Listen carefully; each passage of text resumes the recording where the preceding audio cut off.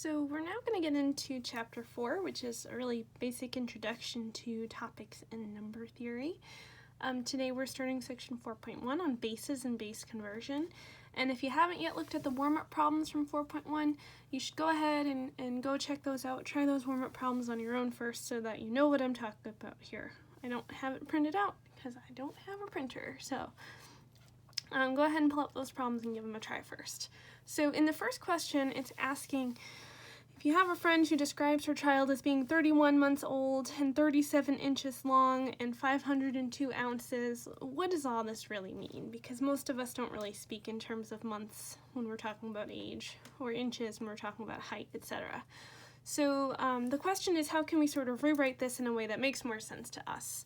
Well, 31 months, we can think about this as being 12 months, right, plus another 12 months, plus, well, I don't want to add another 12 months because that'll take me too far. That'll take me up to 36. This is up to 24, so if we add another 7 months, that'll get us up to 31, right? And this is written in a way that makes a little bit more sense to us because 12 months is 1 year. So really, your friend's child is a year plus another year plus 7 months. So we could say 2 years and 7 months old. Right, it makes more sense to sort of group this, once you get past 12 months, to group it based on how many years old the child is. Similarly, once we get past 12 inches, right, we really think of height more in terms of feet, so it makes sense to think about this in terms of how many feet it is. Well, there's 12 inches to a foot, so again, we can sort of rewrite this as 12 inches plus another 12 inches plus another 12 inches. This gets me up to 36 inches, but her child is 37 inches, so we need 1 more inch to get up to 37. So really, her child is 3 feet and 1 inch tall. Okay. And if her child is 502 ounces, oh boy, right? So it mentions on the sheet that 16 ounces is a pound. Right, so we could try to do the same thing where we just start counting up by pounds. All right, so it'd be like 16 plus 16 plus 16, but yikes, it's going to take a long time to get all the way up to 502 that way. So instead, I'm actually going to add it up as groups of 160, right, because 160 ounces would be like 10 pounds. And that gets me a little bit closer to that total of 502. Plus another 160, that's another 10 pounds. Plus another 160, that's another 10 pounds. And now I'm getting close, right? These three added together gets me as far as 480. So now I can add, let's just say, another 16 ounces, right? This is 1 pound, right? Which gets me almost there. That's 496. So we need to add another 6 ounces to get me up to 502. And so now I can figure out what this kid really weighs. It's 10 plus 10 plus 10 pounds, so 30 pounds plus another pound. That's 31 pounds and 6 ounces. Right, so we do this sort of regrouping all the time in our heads when we're trying to get an understanding of large numbers, right? Of numbers that are listed in ways that are kind of bigger than we normally think of them. Okay, so number 2 is a different type of a problem. It says you go to IKEA and you can buy a spoon for $1 each, or you could buy a 5-pack of spoons for $4.50, or you could buy a 25-pack of spoons for $22.25. And you can see how you get a very small discount if you buy them in groups, right? If you were to buy 5 individual spoons at $1 each, it would cost $5. So you save yourself 50 cents if you buy a 5-pack overall. And similarly, if you were to buy 5 5-packs to get 25 spoons, right? Buying 5 separate 5-packs would end up costing you $22.50, so you're saving yourself a quarter if you just buy the 25-pack. And the question is, what is the cheapest way to buy different spoons for part A's and B? If we wanted to buy 16 spoons, right, well, we certainly wouldn't want to buy them in singles because then we'd have to pay $16, right? We're not making use of this discount, so it makes sense to buy a 5-pack plus another 5-pack plus another 5-pack plus 1 single, right? You're going to have to buy a single in the end since it's not a multiple of 5. Okay, so this ends up costing you $4.50, $4.50, $4.50 plus $1 extra, whatever that is, right? That's going to be the cheapest way to do it, though. And similarly in part B, we say, well, what's going to be the cheapest way if you want to get exactly 74 spoons? Alas, if only it was 75, this would be easy. We would just buy 3 of the 25 packs, right? But they want 74 spoons, so it makes sense to buy as many 25 packs as you can without going over. So let's say we buy a 25 pack and then another 25 pack. This brings us up to 50 spoons. If I were to add a third 25 pack, I'd have too many spoons. I want exactly 74. So I don't want to add another 25 pack, but I can add a few 5 packs now. In fact, I can add 4 of them. 5 plus 5 plus 5 plus 5. This gets me as far as, let's see, 50, 60, 70, and then I need 4 more spoons, so I'm going to have to buy 4 more individual spoons. Okay, and what does the cost of that end up being? Well, it's 2 of the 25 packs, so 2 times 22.50, and 1, 2, 3, 4 of the 5 packs, so 4 times 4.50, and then 4 of the 1 pack, so 4 times $1. Whatever that ends up being, that's the cheapest way to do it. And in the last part it says, how many spoons could you buy if you didn't want to buy any single spoons at all? Right? What are the different possibilities that you could buy? Well, you can either buy any 5-pack or any 25-pack, but you're not really getting any new amounts by adding in the 25 packs, right? Because you could buy a 5-pack, or you could buy 10 if you bought 2 5-packs, or 15 if you bought 3 5-packs, or 20 if you bought 4 5-packs, or 25 if you bought 1 25-pack. Make sure you can actually see this, okay. And then, okay, or you could buy 30 if you bought 1 25-pack and you bought 1 5-pack, and you could just keep going like this, right? Keep adding 5-packs until you get to the next multiple of 25, right? So essentially you can get any multiple of 5 this way. All right, for our last question in the warm-up, it goes back to ternary strings, and we've talked about ternary strings before. These are strings that are made up of 0s, 1s, and 2s only. And so the first question says, how many ternary strings are there of length 5? All right, well, this is just like a multiplication principle problem where we have 5 spots to fill, and in every spot we can put a 0, 1, or 2. And as long as we're allowing for a 0 in this leftmost spot, which they don't specifically say that we don't, so let's assume that we can put a 0 here, then in each one of these spots we could put a 0, a 1, or a 2. Which means we have 3 options for the first spot, 3 for the second, all the way down the line we have 3 choices. And so there's a total of 3 to the 5 many ternary strings of length 5. In part B it asks how many of these strings begin with a 2. Alright, same idea here. We have 5 spots to fill, but we're going to say this first spot has to be a 2. Okay, so there's only one option there because you're only putting a 2 there. You can't put a 0 or a 1. But all of our other spots can have a 0, a 1, or a 2 in them, and so there's 3 options for each of the remaining spots. So we have 3 to the 4th power. And how many of these ternary strings end in a 0? It's the exact same idea, right? So this time we're saying this must be 0 at the end. So there's only one option here, but there's 3 options for all of the other spots. So again, there's going to be 3 to the 4th many strings. So all of this is going to maybe help us, or it's something useful to keep in mind when we start talking about different bases. We use a positional number system, and in particular we use the decimal system. And a positional number system is one in which the base of your number system has a certain number of digits, right? So in our decimal system, we use base 10 because we have 10 distinct digits that we can use, namely 0, 1, 2, 3, 4, 5, 6, 7, 8, and 9. Right, count them up, there's 10 of them. And so in a way, we can express anything in base 10 as just some string of digits selected from this number right here, right? So select some number of these digits, put them together in a string, and then A would be the base of your system. So for example, we can have the number 5362 in decimal. This is just the number 5,362 that we're familiar with because the base is decimal. That's our decimal system.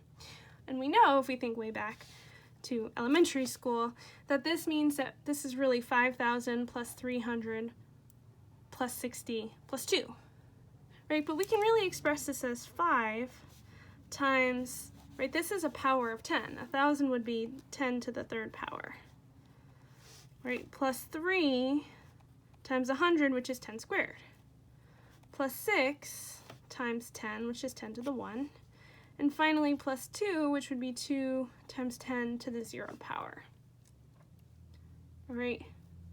So really, when we have some sort of a string in decimal, right, xn minus 1, right, these are just digits chosen from the list of 0 to 9 in decimal. It really means take the leftmost digit and multiply it by 10 to the nth power, if n is one more than the number of digits. Then take the next digit in line, whatever that is, and multiply it by 10 to the n minus 1 power. And we just keep going in this way till we get to our last digit, x0, which is going to be multiplied by 10 to the 0th power. Remember, anything to the 0th power is just equal to 1. So this is really what we mean when we write something in decimal. It's saying based on the position that it's in, you want that many copies, right? N many copies of 10 to the n. Or you want n minus 1 copies, x sub n minus 1 copies of 10 to the n minus 1, etc. And there's nothing special about 10, right? We use base 10 probably because we have 10 fingers and that's a natural way for us to count. But there's lots of other bases that you could use. Pretty much any other number you're familiar with, we could use that as a base. And in particular, ones that come up a lot are base 3, ternary, like we talked about in the warm-up, right? That only uses the digits 0, 1, and 2. Or binary, which we've talked about a lot of times, that only uses 2 digits, right? Binary, bi means 2, so that's just using the digits 0 and 1. Or hexadecimal, which we've seen before as well, which uses 16 unique digits. All right, so in general, our formula for converting numbers from various bases back to decimal, we're using this idea here, that if you have a string in base A, it's really equal to xn many copies of a to the n, xn minus 1 copies of a to the n minus 1, etc., until you get to x sub 0 copies of a to the 0. And keep in mind, these are just digits chosen from whatever number system you're in. So let's look at an example and see if we can use that. So let's say we want to convert other bases to decimal, right? Now in binary, we're only using 2 distinct digits, 0 and 1. So a number like this, xn minus 1, these are all going to be 0s and 1s inside the parentheses. And this bin on the outside means we're in binary. So if we wanted to convert this into decimal, well, I know that I would need xn copies of 2 to the n, right? 2 is our base here. We're in binary. We only have 2 digits to choose from. Xn minus 1 copies of 2 to the n minus 1, all the way down the line until we get to x0 copies of 2 to the 0. And each of these, remember, is a 0 or 1. So let's try this as an example. If we wanted to convert the number 110101 in binary back into decimal, we're just going to use this here. So keep in mind, we start our indexing here at x0. So our rightmost digit is x0. That's going to be equal to 1. Then we have x1, x2, x3, x4, and x5. So according to this formula at the top, I can convert this by saying I want x5 many copies of 2 to the 5, plus x4 many copies of 2 to the 4, x3 many copies of 2 to the 3, x2 many copies of 2 to the 2, x1 many copies of 2 to the 1, and x0 many copies of 2 to the 0. Right, and what are those numbers? Well, those xi's, those xn terms, we're just pulling them right from here. So x5 was equal to 1. So this is saying we want 1 copy of 2 to the 5th power. Right, 2 to the 5th power is just 2 times 2 times 2 times 2 times 2. So it's 32. Then let's see, x4 is equal to 1. So we want 1 copy of 2 to the 4, that's 16. Then x3 is equal to 0, so we don't want any copies of 2 cubed, so 0 copies of 8. x2 is equal to 1, so we want 1 copy of 2 squared, so 1 copy of 4. x1 is equal to 0, so we want 0 copies of 2 to the 1, 0 copies of just 2. And finally, x0 is equal to 1, so we want 1 copy of 2 to the 0 power. 2 to the 0 power is 1. And now we can rewrite this in decimal. Just add up these terms, 32 plus 16 plus 4 plus 1. So this is going to be equal to 53. And of course, this is in decimal, right? We're expressing this in decimal, or DEC. Okay, so it's really just as simple as figuring out, or multiplying out, exactly how many copies you want each of 2 to the 5, 2 to the 4, all the way down to 2 to the 0 power. Right, and there's nothing special about binary here. We could use the same idea to convert numbers from other bases as well. So let's look at another example here with hexadecimal. So remember, hexadecimal means base 16. So we have 16 different symbols here, right? We have symbols 0 through 9. Those are the same ones we use. But then in addition to that, they have an A, a B, a C, a D, an E, and an F. Right, so from 0 to 9, these sort of match up with the decimal numbers we're familiar with. But our number 10 in decimal is really, they would express that just with the letter A. Our number 11 in decimal, they would express with a B. Our 12, they would express with a C. Our 13, they express with a D. Our 14, they express with an E. And our 15, they express with an F. And then they run out of symbols, which means if they wanted to express the number 16, well, they've run out of symbols, which means they're going to add one new symbol at the beginning and then reset the number in the ones place to 0. So if you were to write the number 10 in hexadecimal, that really is going to correspond to our decimal number 16. Okay, these sort of look like fractions. I've written it. I've just wrote a line to separate them. These aren't fractions. Right? This is saying 10 in hexadecimal is the same as 16 in decimal. Right? So F in hexadecimal represents 15 in decimal. Okay? And so using this example, we can translate the number 13b in hexadecimal back into decimal, where this is going to be your x0 term, your x1, and your x2. All right? So what this is saying here is we want x2 copies of 16 squared, right? 16 squared because our base is 16. We want x1 copies of 16 to the 1 power, and we want x0 copies of 16 to the 0. Right, so let's fill this in based on our actual string here. Our x2 term, our leftmost term, was a 1, so we want 1 copy of 16 squared. Oh shoot, I should have done some scratch work here because I don't remember what 16 squared is off the top of my head. Let's see. 256? That sounds right. So we want 1 copy of 256. Then we want x1 many copies of 16 to the 1, so come back to our string here. We want 3 copies of 16 to the 1 power. And then we want x0 copies of 16 to the 0 power, right? Anything to the 0 power is just 1. So how many copies of 1 do we want? Well, it says we want b many copies. Right, what does b mean if we have a b decimal here?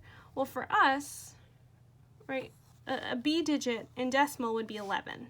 So we really want 11 copies of 1. Okay, and now we can add this all up. We have 256 plus 3 times 16, that's 48, plus 1 times 11. Whatever this all adds up to, let's see, it adds up to 315 in decimal. I think that seems about right. All right. Okay, so now before we wrap this up, I just want to go through and make sure we understand how counting really works in other bases, because it's going to be useful when we start talking about doing arithmetic in other bases.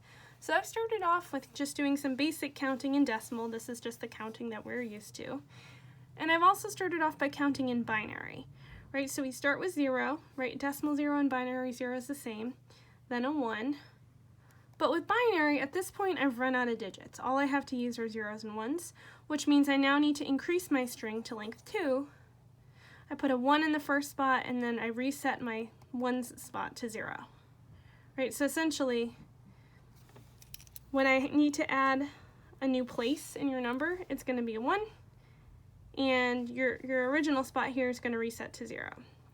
All right, so then we can continue counting up here. We'd have 1, 1. Then we run out of digits again, right? So we only have zeros and ones to use, so now we need to add a third spot, which is a 1, and everything else resets to 0. Then it continues in this way: 1, 0, 1, 1, 1, 0, 1, 1, 1. Again, once you hit 1, 1, 1, you run out of digits to use, so you need to add a fourth place. That fourth place is going to be a 1, and the rest all reset to 0, and you continue in this way. I ran out of room when I got to 15, right? But 15 is going to correspond to the binary string 1, 1, 1, 1. All right, now we can also write in hex what these numbers are going to be. So 0, 1, actually this is just going to match up with decimal up until we get to 9. But remember, hexadecimal has more unique digits than we do, right? After 9, they use A, then they use B, then C, then D, then E, and then F. And then I've run out of room, but if we wanted to get to 16, of course, we would have to use in hexadecimal 10, 1, 0. Finally, let's try to count in ternary. So ternary is base 3. It uses only 3 digits, namely 0, 1, and 2. So it starts off the same, 0, 1, 2, but after that we've run out of digits, so now we need to move on to a string of length 2, where we have 1, 0, then we can continue counting up in the ones place, 1, 1, 1, 2. All right, now I've run out of digits for my ones place, so I'm going to increase the next digit up to 2 and reset your ones place to 0. So our next number would look like 20, 2, 0. Then we continue to count up, 2, 1, 2, 2. All right, now I'd like to increase this by 1. Right, I don't have any new digits to use. I also can't increase this next spot by 1 because I'm up to 2. I don't have any more digits to use, which means I need to add a third spot here. So I'm going to head up to 100. Then I continue counting like I did before, 101, 102. I run out in the ones place, so now I have 1, 1, 0, 1, 1, 1. 1, 1, 2, 15 would be 1, 2, 0, and then I seem to have run out here. Run out of space.